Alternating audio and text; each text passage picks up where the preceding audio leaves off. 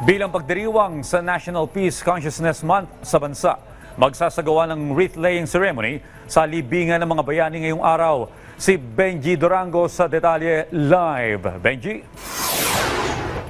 Audrey, inihahanda na itong monumento sa loob ng libingan ng mga bayani. Yang nakikita nyo ngayon sa aking likuran, yan yung tinatawag na tux o yung Tomb of the Unknown Soldiers na nasa loob ng Fort Bonifacio. Dito yan sa Taguig para sa gagawing wreath offering ceremony ngayong alas 8 ng umaga. Ang wreath laying event ay isang taunang event bilang pagdiriwang at sa National Peace Consciousness Month sa bansa. Pagkilala ito sa kontribusyon ng mga peace pioneers o yung mga taong may malaking kontribusyon para sa kapayapaan ng bansa.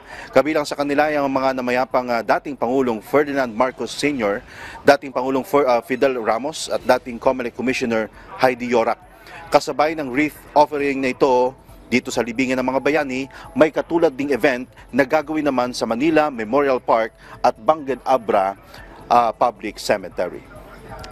Samantala, Audrey, naasahan naman na actually kanina, bago tayo nakita natin si Presidential Peace Advisor Secretary Carlito Galvez na dumating dito sa libingan ng mga bayani. Magiging bahagi siya ng programa ngayong alas 8 ng umaga dito sa libingan ng mga bayani. Audrey? Maraming salamat, Benji Durango.